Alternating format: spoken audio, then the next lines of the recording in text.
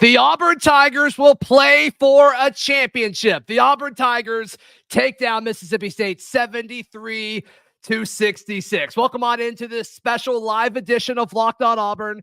I'm Zach Blackerby. He is the Darrell Dapprich, and they did it. Darrell, they did exactly what they needed to do. They won a close game. Auburn is still playing extra games in March, and they will have a chance to play for an SEC title on Sunday. Yeah, this is a really, really important win for Auburn for a couple reasons. I mean, you can't overstate the fact that they're playing for a championship tomorrow. That's the most important thing, the most important takeaway. But look, when you dig a little deeper, and I know it's not good on the blood pressure, you can look at my cheeks and see that. I'm glad Auburn finally won a close basketball game. It had to happen at some point. If you're going to play in an NCAA tournament, you're not going to boat race everybody to advance. You have to learn to win a close game. Yeah, and the fact that Auburn did that in the semifinals of the SEC championship is very big. It's a confidence builder. Now, if it happens again late in the game, tomorrow or in the NCAA tournament, Auburn has something to draw from. Big takeaway. I mean, how symbolic is this when you can point to, when we'll talk about our player of the game thing like we do every single time, but Chaney Johnson had his moments. Chad Baker-Mazara had his moments. Denver Jones shot lights out for a good 10-minute stretch of this game. Janai Broome does what Janai Broome does. There are so many. Jalen Williams with, making those 2 free throws at the end was huge outside of some other stuff that he did. You can point to so many different guys on this team, which is whenever we talked about the ceiling of what this team can be, we saw it on the floor today because so many different guys stepped up in different moments. They all did different things, and it's just this is huge. It is absolutely huge. So hats off to all of these guys that I think stepped up in different moments. I mean, there were so many. Nobody popped today. Jalen had 10. Sorry, Jalen had 13. Janai had 10. Chad Baker-Mazara had 14. Denver had 13. Trey had 10. I mean, everybody did their job, Darrell, and they're going to play for a championship because of it. Well, we talked about depth, and they got depth in scoring. They got balanced scoring. Here's the other thing.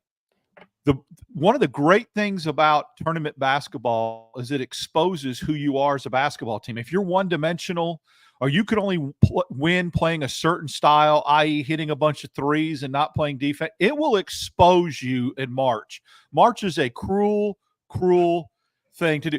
But Auburn did not play its normal high-octane offensive game. Didn't hit a lot of threes. There were some foul issues. And they still won the basketball game. They found another way to win. So if you want to slow it down with them and play ugly, muck it up, physical basketball, they came out on top. They found a way to win that. So that's big because you're not going to go out every time and hit 50% from 3 and feel good about yourself offensively. You're going to have to win ugly sometimes. Auburn just found another way to win a basketball game, and that's crucial going into the tournament. It just like you feel it, right? Like you feel like this team is peaking at the right time. And the stats of the last month of the regular season confirm that, especially with the way they've been shooting from deep. We haven't seen them shoot that well from deep, at least at that clip in the SEC tournament. But also, I think defense as a whole has been turned up a notch. And also, they played against South Carolina and now Mississippi State. Those are 2 good defensive basketball teams.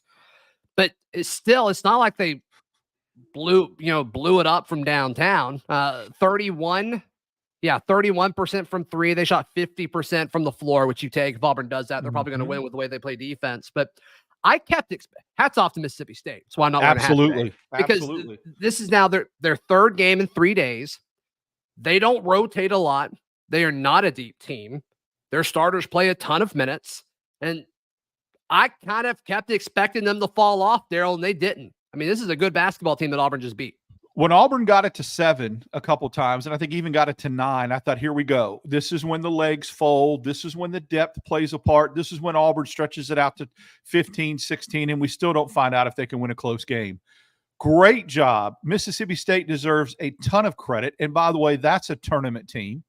They better get into the NCAA tournament. They are deserving to get into the tournament. You think they will? You think they will get into the tournament? I think they will. I think it's going to be an eight team league, an 8-bid league this year for the tournament. So I just think, you got to the semis, but how they did it and that they played Auburn so very close in this game, right? I mean, Auburn's one of the top teams in the country, and Mississippi State on a neutral floor went right down to the wire with them. I think that's gonna bode well for them with the selection committee.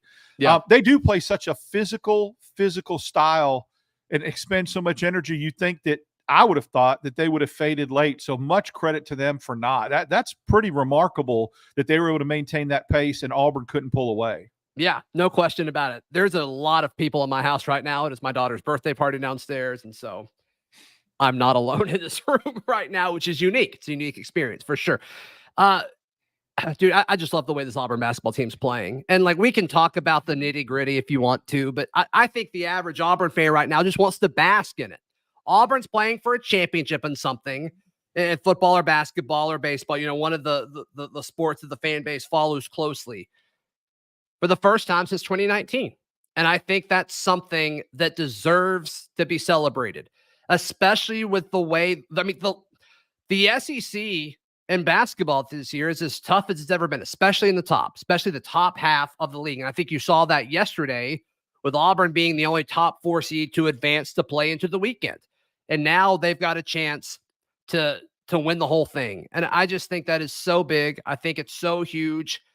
And it's great to be an Auburn Tiger today, Darrell. I mean, let's just put it very plain and simple. It's great to be an Auburn Tiger, and it's great to be playing for championships.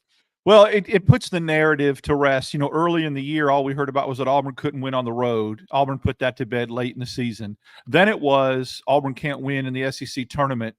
Although somebody pointed out, and I thought it was a very good point in the comment sections yesterday, that, really the tournament was canceled in 2020 and Auburn didn't go in 2021. So me even saying yesterday, it's been so long. It's only 2 years that Auburn went, did they not advance? And then this is year 3, and now they're in the championship game. So that narrative can get put to rest as well. Because I believe the 2020 team was in a great spot like this team.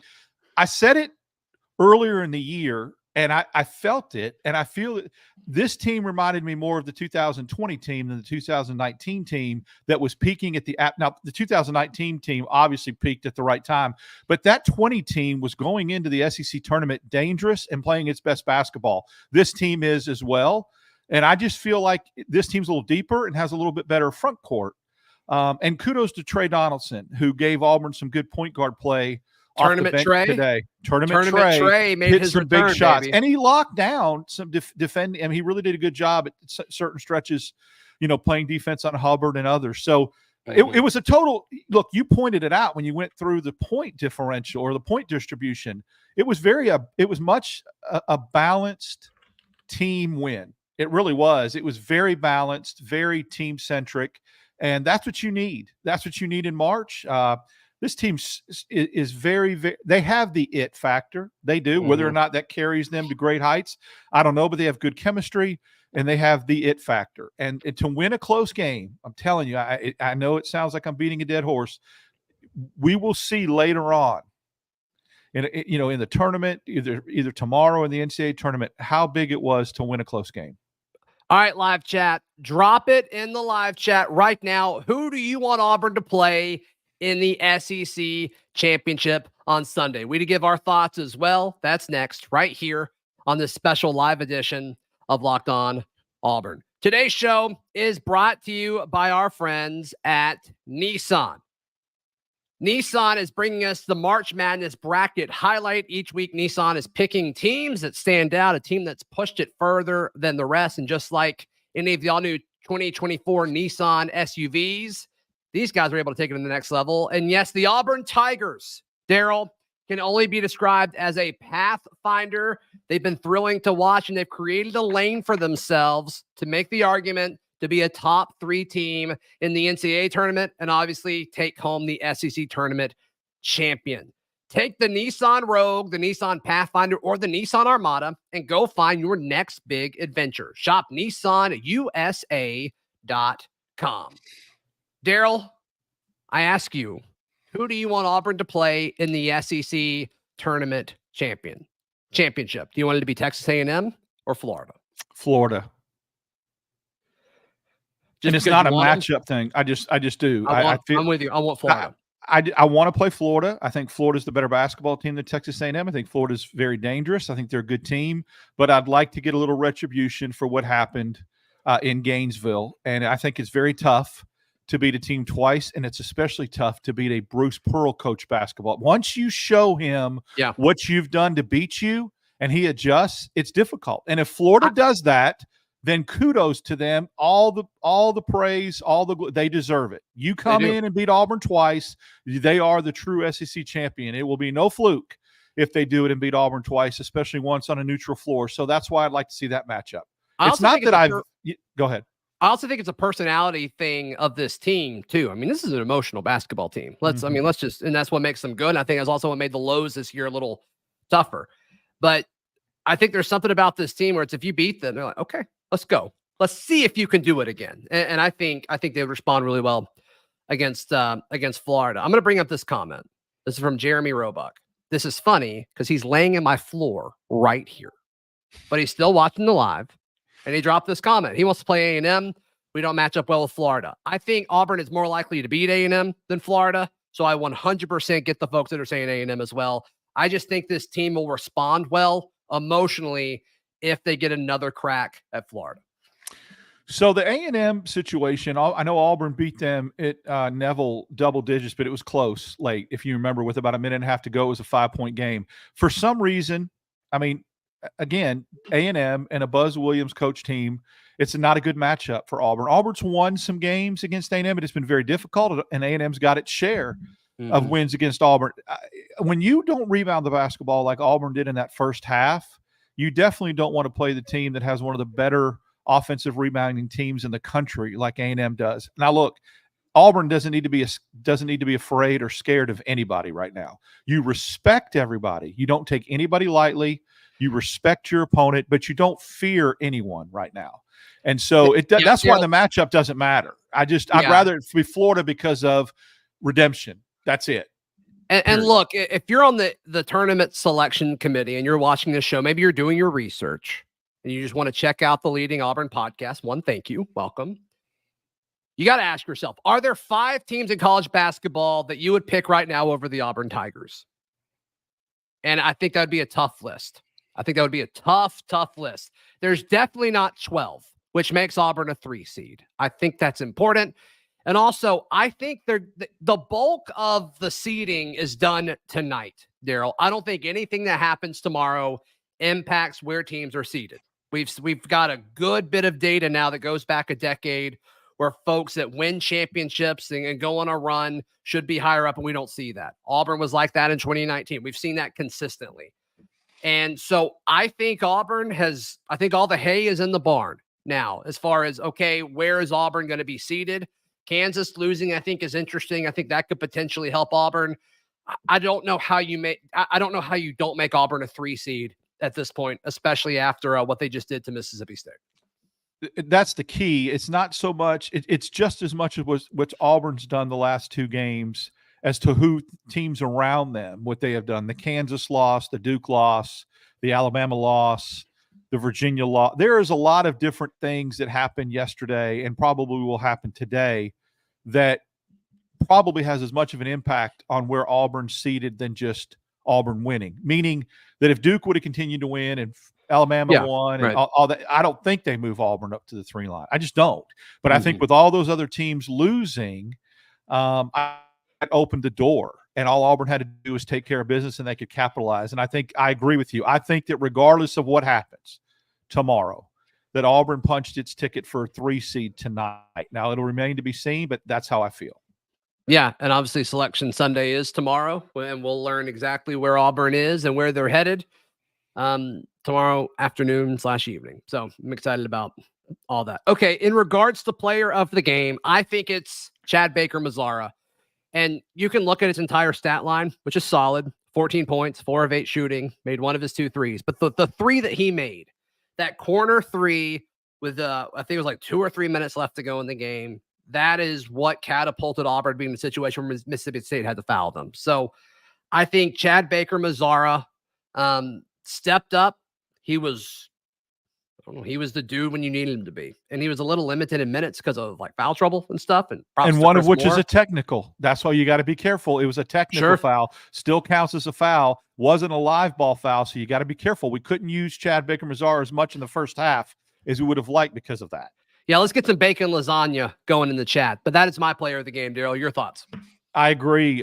Great minds think alike, my friend. I think that the first half needs to be a lesson. Like I said, that needs to be a learning opportunity. Hey, look how crucial you are to this basketball team, Chad. Look how big you are. We win the game in the second half because you were able to play significant minutes and you stepped up. Please, you got to keep yourself in game. So yeah, the 2 free throws he hit.